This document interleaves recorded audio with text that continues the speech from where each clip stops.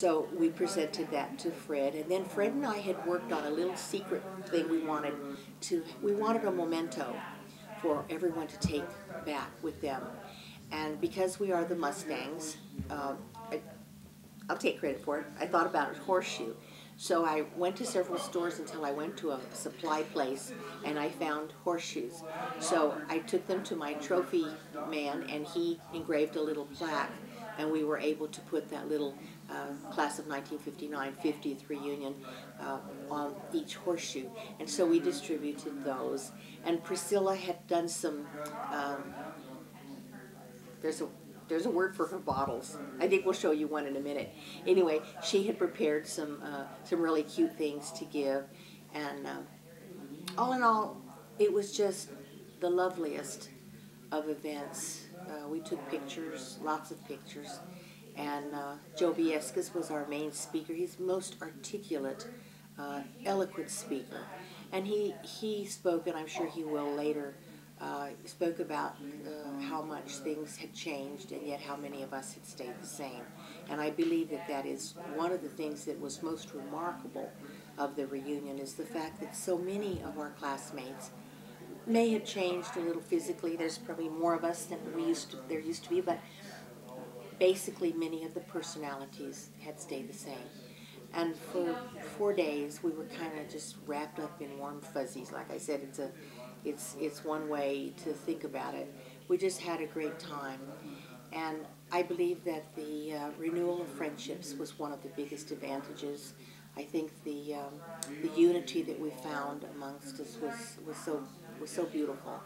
And I think the one song that keeps going through my mind as I think about the reunion, there's a song that says, "The song has ended, but the melody lingers on." And that's kind of how I feel about the reunion. It's over, but the memories linger on.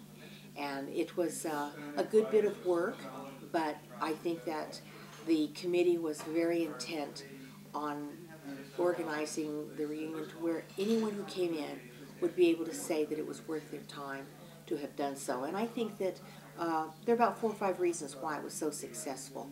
One being that it was the 50th, and that is a real milestone in our lives. The second thing was the timing, the fact that we could be a part of the school and the school could be a part of our reunion. The third thing, I think, was the congeniality among the committee. There were enough people involved who kind of took ownership of the reunion and felt a responsibility for the success of the event. And fourthly, I think that we have some very wonderful, generous people in our class who sort of, it's a big secret, but it's not a secret.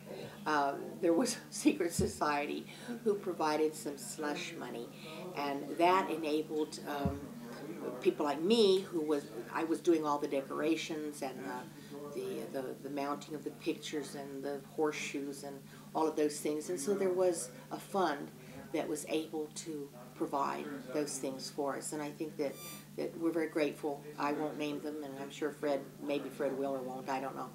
But we kind of know who they are, and we're grateful to all of them for their generosity in helping us to put this together. So I think all in all, we had a great will to succeed. We just had a great time. And I'd do it again. And I think there's talk of doing one again in 5 years when we combine all of the classes of the 50s into one big reunion. And I would look forward to doing that. And good Lord willing, I'm still alive. I'm still ready and willing to help. I think overall, one of the things the reunion taught me was that we were very blessed to have a strong class. We were, in many ways, the last of the innocent generations. And by that I mean we still had old-fashioned values and very strong moral principles, and we enjoyed a life that was different before society got turned upside down. Being a mother and a homemaker, a wife, was a noble thing for women to do. Many women today choose not to do so. We had elected a remarkable young man, John F. Kennedy, as president, and he said we would go to the moon and come back, and we did. only he was not alive to see it because a fool assassin took his life. So right after graduation, things began to change. But while we were at Burgess, we got a good education. We were sternly disciplined by a strong faculty and a very moral principal who Don Mitchell cared very much that we learned and that we go forth with as good an education as we could possibly have.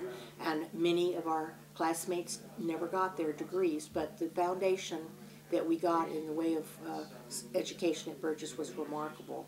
And through the years, our class has stayed together. And I think that I came to understand through this 50th reunion the beauty of friendship, the beauty of being a part of each other's lives still.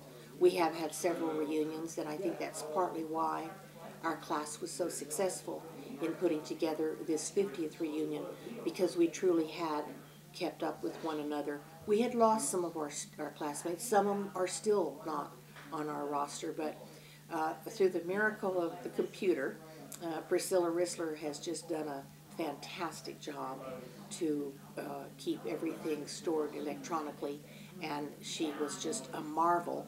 And I think it's kind of, it speaks well, okay, of the leadership of the reunion, because both she and Fred took ill suddenly, and their whole schedules were turned around.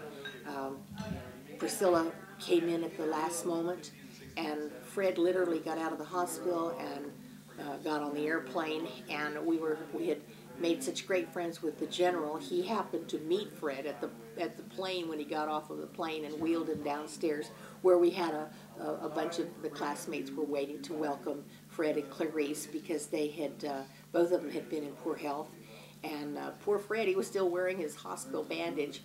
So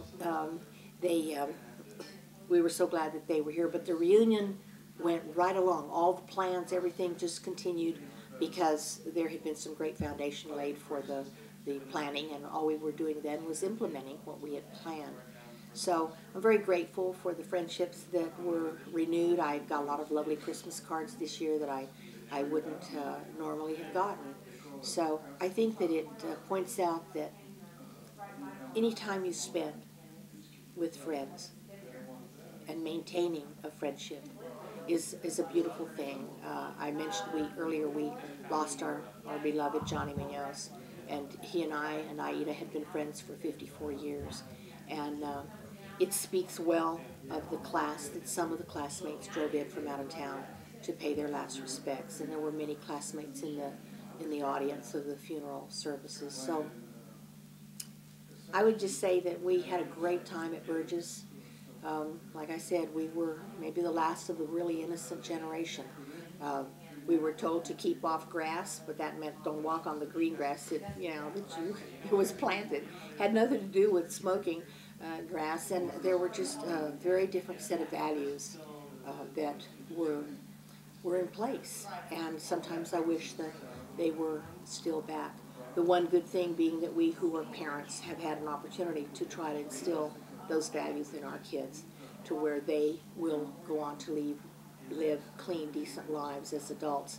And I know I'm very fortunate with my two sons.